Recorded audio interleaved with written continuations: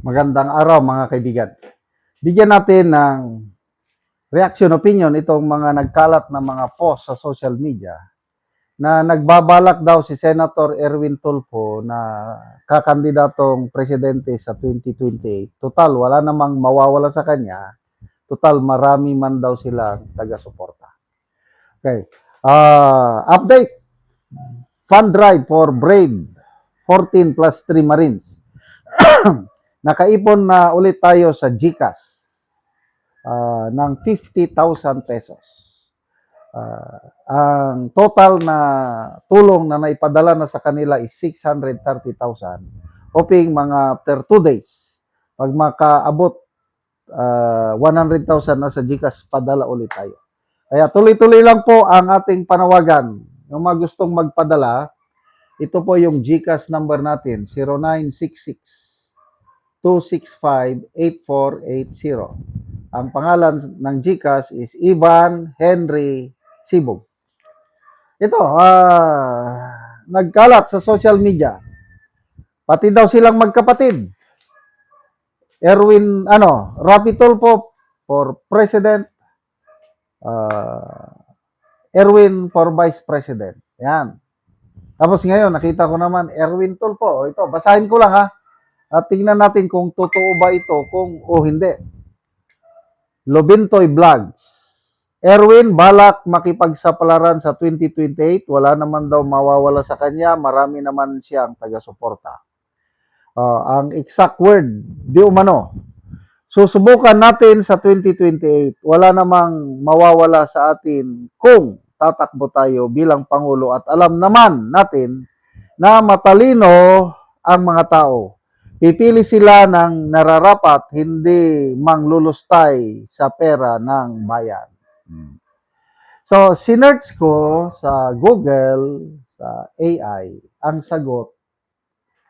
Tanong ko, is it true that Senator Tulfo will try his luck to run for president in 2028? Ang sagot po dito is no, it's not true that Senator Erwin Tulfo said he will run for president in 2028. In fact, Senator Erwin Tulfo has explicitly dismissed all rumors and speculation regarding a potential bid for a higher office. He, along with his brother Senator Rapi Tulfo, has officially ruled out running for either president or vice president in the 2028 national election. Yun po ang totoo. I hope na hindi magbago kasi kahit nag-pronounce sila na hindi tatakbo, hindi natin alam ang mangyari in the coming months or next year. Ang basa ko dito ang deciding factor is yung impeachment ni BP Sara. In case lang na makonvict siya, in case, although malayo, parang suntok sa buwan na makonvict si BP Sara. In kaso lang na convicted, matanggal sa pwesto si BP Sara, yan, posible na may pag-asa na si Rapi Tulfo na tatakbo Pangulo ba or Vice Pangulo. Kailang habang nandyan pa si BP Sara, halos wala silang tsansa. Ganon din si Mayor Leni Robredo ng Naga. Tama yung desisyon niya na huwag tatakbo. Kahit itong si Rapi Tulfo, tama yung desisyon niya na huwag tatakbo. Kasi babanggain nila si BP Sara na super popular, super lakas. It's lost cause. Sa mga surveys na legit. Example, WR Numero, Pulse Asia, Publicos Asia, sino pa yung isa? SWS.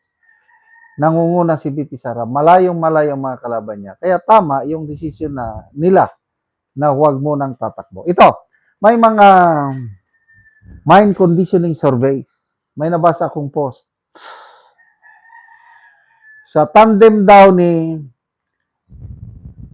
Madam Leni at Rapi Tulfo versus tandem ni BP Sara and Senator Amy, lamang mas panalo na daw itong Leni Tulfo tandem.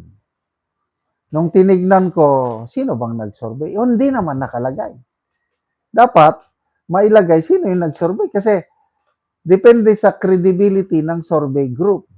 Ang credible survey group sa aking obserbasyon, SWS, Pulse Asia, Publicus Asia, WR Numero. Itong tatlo lang.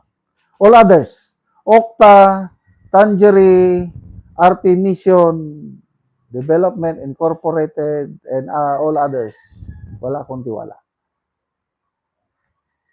Kaya narinig ko si Mr. Lito Banayo, pinag-usapan din nila itong survey na nangunguna daw si Lenny and Rapi. Ang tanong dyan is, bakit nila gawing survey na ilagay nila Lenny, Rapi na very clear, nagpahayag na sila na hindi sa tatakbo. Kaya kalukuhan, sabi. Bakit nila ilagay si BP Sara ni Senator Amy na kakampi ni BP Sara tatakbo? Hindi naman nag-pronounce si Senator Amy na tatakbong Vice President. So, ano lang yun? Mind conditioning survey, yung gano'n na nangunguna si Madam Lenny at Senator Rafi. Dapat ang magandang survey, individual lang muna. Wala mo nang paris-paris. Kaya sa individual survey, nangunguna si BP Sara sa labanan ng presidency. Nangunguna rin si Senator Bongo or Senator Padilla sa mga surveys na tatakbong vice presidente.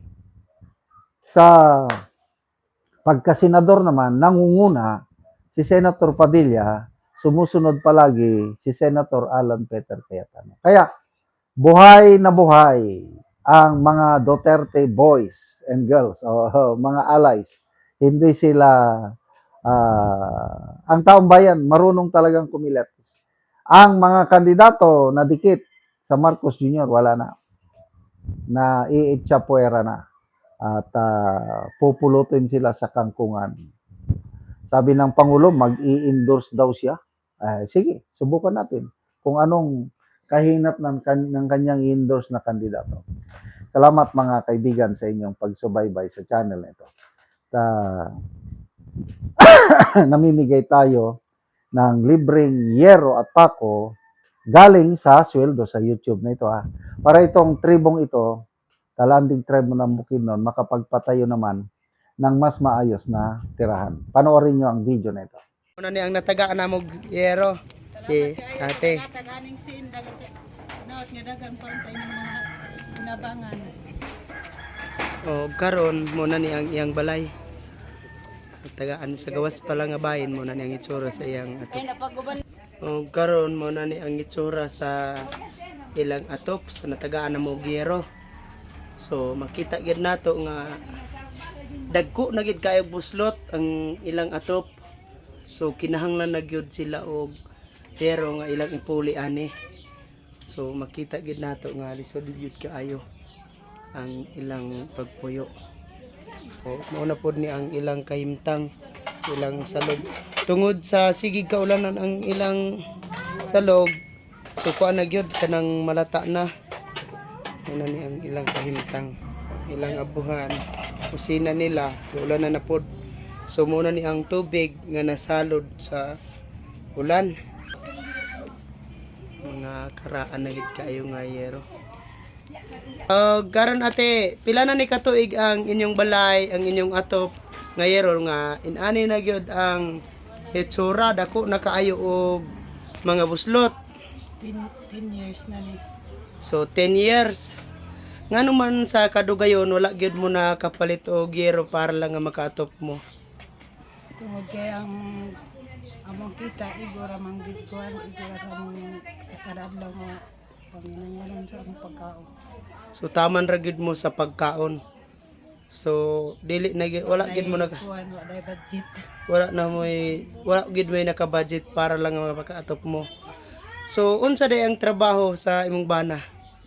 Kuan the farmer Mag-uuma lang. mag-uuma. Oo, so lisod gyud. So Dagang salamat sa Ginoo ug sa nagtabang ani nga sa sin karon makaayo na maayo na gid ang mga buwan. So dili na. Gid mi matulukan. Oo. So salamat. Salamat. Mm.